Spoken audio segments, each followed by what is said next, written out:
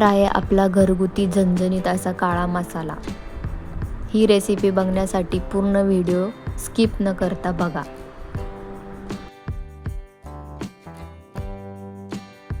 नमस्कार मंडळी, आजच्या व्हिडिओमध्ये मी तुम्हाला दाखवणार आहे घरगुती काळा मसाला कशा प्रकारे बनवायचा। तर इथे बघू शकता तुम्ही आईचं मिरची निवडण्याचं काम चालू आहे आणि ही लवंगी मिरची घेतलेली आहे। 2 किलो मिरची आहे ही, खूप तिखट आहे।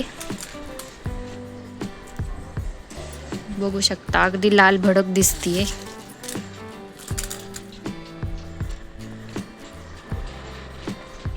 आणि ही आहे बेडगी मिरची, कलर येण्यासाठी थोडीशी मसाल्यामध्ये टाकणार आहे।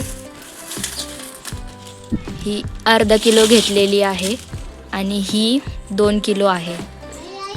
इथे या दोन्ही मिरच्यांचे देठ काढून घेतले आहेत आणि साफ करून घेतले आहेत आणि उन्हामध्ये कडकडीत वाळण्यासाठी टाकल्या आहेत। मिरची निवडून झाल्यानंतर ह्या ज्या बिया खाली पडलेल्या असतात त्या टाकून द्यायच्या नाहीयेत, त्या स्वच्छ साफ करून धुवून वाळवून घ्यायच्या आहेत। आणि जेव्हा आपण मसाला कुटायला जातो तेव्हा ह्या मिरचीच्या बिया त्यामध्ये टाकून द्यायच्या आहेत। मसाला बनवण्यासाठी काही खडे मसाले घेतले आहेत। इथे ही चक्री फूल घेतला आहे, मोठी इलायची, शहाजिरे, मिरी, दगडफूल,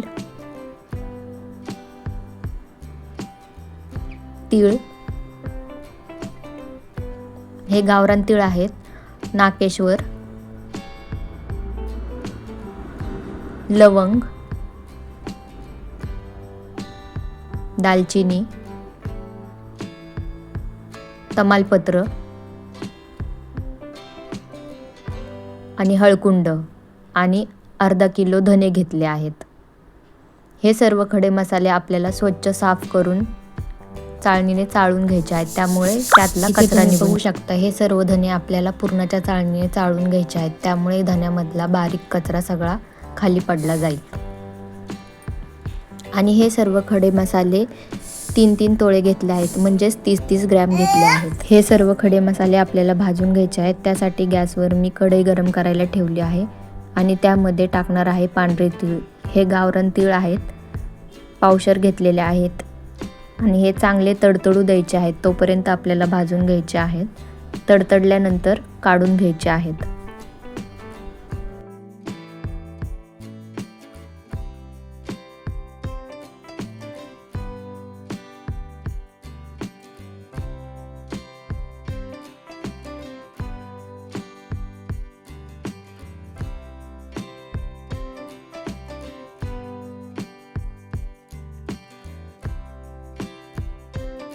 तीळ भाजून झाल्यानंतर त्यामध्ये टाकणार आहे लवंग। लवंग ही देखील चांगली गरम करून घेणार आहे। खडे मसाले याकरता भाजायचे की जे ओलसर असतात त्यामधला ओलसरपणा निघून जावा, यासाठी आपल्याला खडे मसाले सर्व भाजून घ्यायचे आहेत।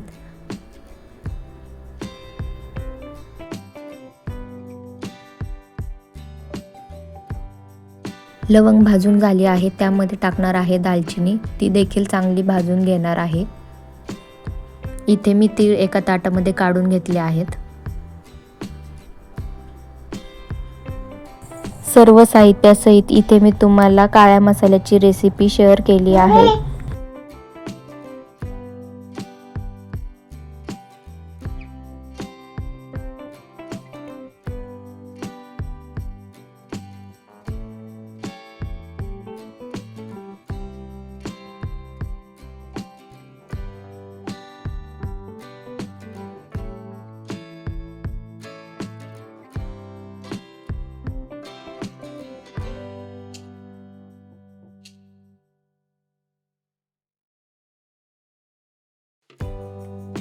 दालचिनी भाजून झाल्यानंतर ती एका भांड्यामध्ये काढून घेणार आहे आणि त्यामध्ये नंतर टाकणार आहे नाकेश्वर। ते देखील आपल्याला चांगलं कोरडं होईपर्यंत भाजून घ्यायचं आहे। नाकेश्वरला खूप ओलसरपणा असतो, त्यातला ओलसरपणा जाईपर्यंत आपल्याला ते चांगलं भाजून घ्यायचं आहे।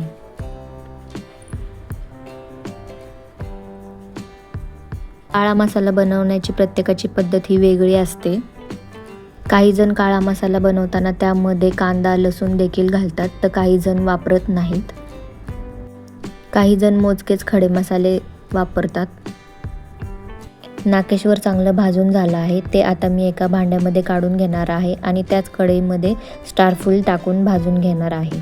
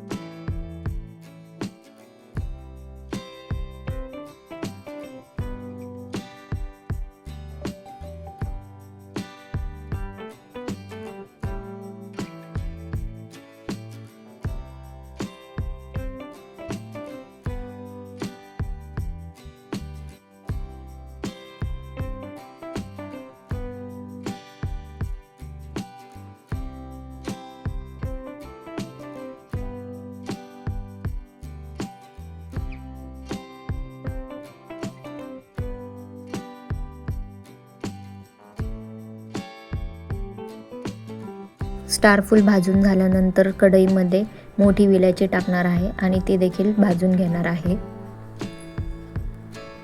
आणि हे सर्व खडे मसाले आपल्याला गॅसच्या मंद आचेवरच भाजून घ्यायचे आहेत. आणि खडे मसाले भाजताना तेलाचा वापर करायचा नाहीये.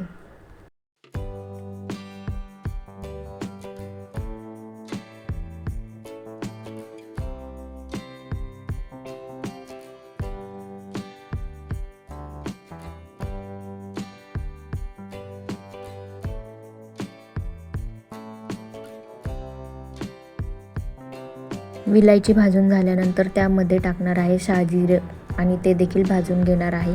त्यासोबत जिरे देखील भाजून घेणार आहे. इथे मी तुम्हाला दाखवताना जिरं माझ्याकडून स्किप झालं होतं, त्यामुळे इथे मी तुम्हाला सांगत आहे.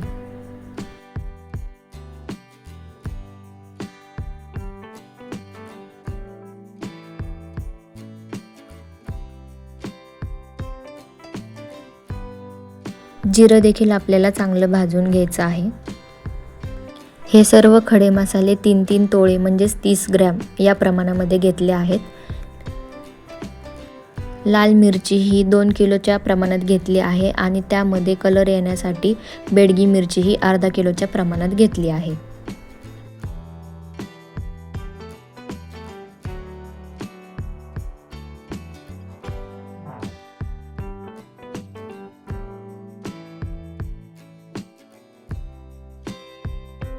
इथे जिरे मी भाजून घेतलं आहे, ते मी एका भांड्यामध्ये काढून घेणार आहे. आणि सर्व खडे मसाले आपल्याला एकाच भांड्यामध्ये मिक्स करून काढून घ्यायचे आहेत, वेगवेगळे काढायचे नाही आहेत. जिरं भाजून झाल्यानंतर त्याच कढईमध्ये मी काळी मिरी टाकून ती देखील भाजून घेणार आहे.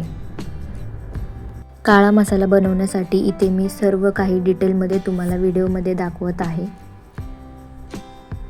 जेणेकरून तुम्ही देखील घरच्या घरी काळा मसाला बनवू शकता.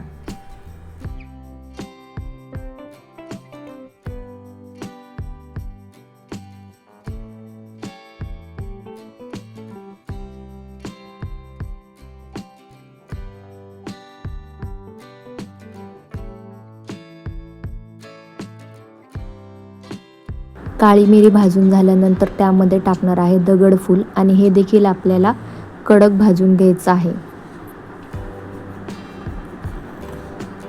हे सर्व मसाले भाजून घेतल्यामुळे आपल्या काळ्या मसाल्याला एक चांगल्या प्रकारचा सुगंध येतो आणि भाजल्यामुळे मिरची कांडपमध्ये टाकल्यानंतर पटकन बारीक होतात. त्यामुळे हे सर्व मसाले आपल्याला चांगल्या प्रकारे भाजून घ्यायचे आहेत.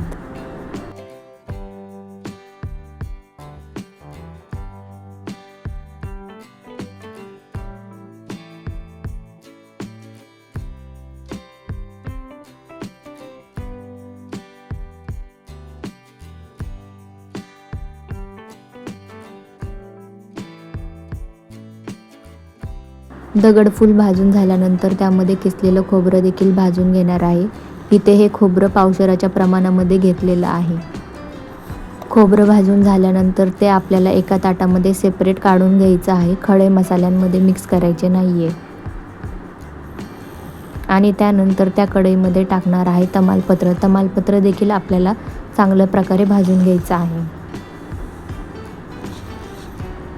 हे सर्व कोरडे खडे मसाले आपण भाजून घेतले आहेत. यामध्ये एकाही खड्या मसाल्याला तेलाचा वापर केलेला नाही आहे.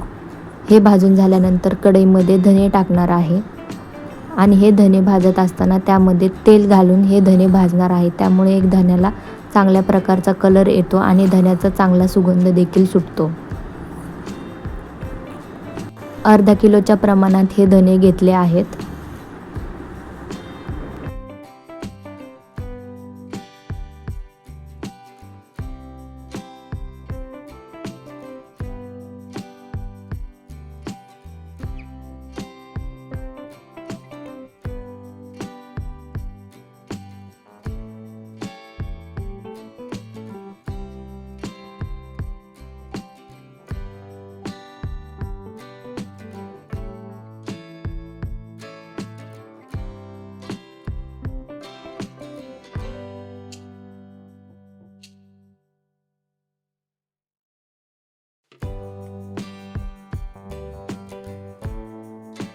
हे आपले चांगले भाजून झाले आहेत. ते आता काढून घेणार आहे आणि त्याच कढईमध्ये थोडंसं तेल टाकून हळकुंड घेतले आहेत. ते हळकुंड फोडून आपल्याला तेलामध्ये फुलेपर्यंत असे चांगले तळून घ्यायचे आहेत. आणि हळकुंड तळत असताना त्याचा कलर देखील चेंज होतो.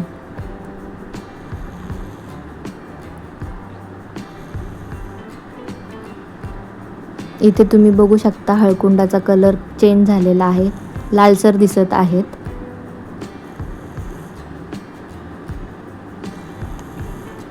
इथे तेल कमी पडल्यामुळे थोडंसं तेल टाकलं आहे.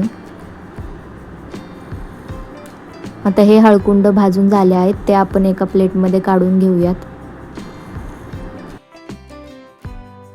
आणि त्याच तेलामध्ये खडा हिंग देखील फुलेपर्यंत चांगला भाजून घ्यायचा आहे.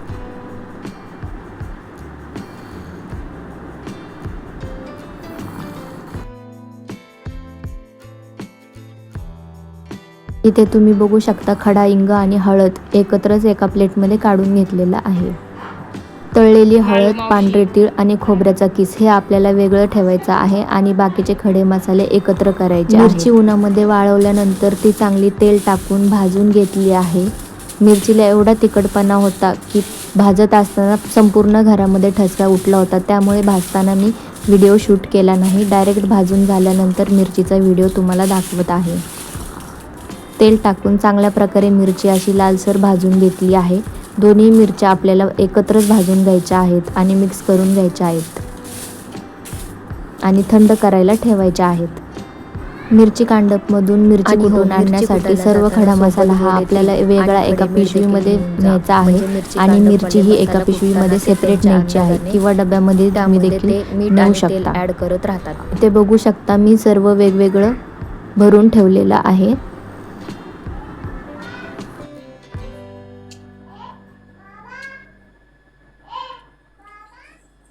हे बघू शकता तुम्ही मी सगळं सेपरेट ठेवलेलं आहे.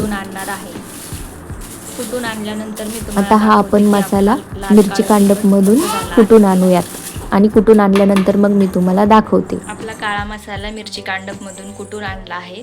चला तर मग मी तुम्हाला दाखवते की आपला काळा मसाला कसा तयार झाला आहे ते. हे बघू शकता तुम्ही मसाला आपला मस्त असा तयार झाला आहे. मसाल्याला कलर देखील छान आला आहे आणि मसाल्याचा सुगंध देखील संपूर्ण घरात सुटला आहे. सर्व साहित्यासहित हा सर्व काळा मसाला कुटून आणल्यानंतर 4.5 किलो भरला आहे. तयार झाला आहे आणि तिखट देखील आहे असा अंदाज आहे माझा, कारण की वास खूप मस्त येतोय मसाल्याचा. तयार आहे आपला घरगुती झणझणीत काळा मसाला. इथे तुम्ही बघू शकता मसाल्याला कलर देखील खूप छान आलेला आहे आणि मसाल्याचा सुगंध देखील खूप छान येत आहे. व्हिडिओ आवडल्यास व्हिडिओला लाईक, शेअर, कमेंट आणि चॅनलला सबस्क्राईब करायला विसरू नका. धन्यवाद. आणि रेसिपी कशी वाटली हे कमेंटमध्ये नक्की सांगा.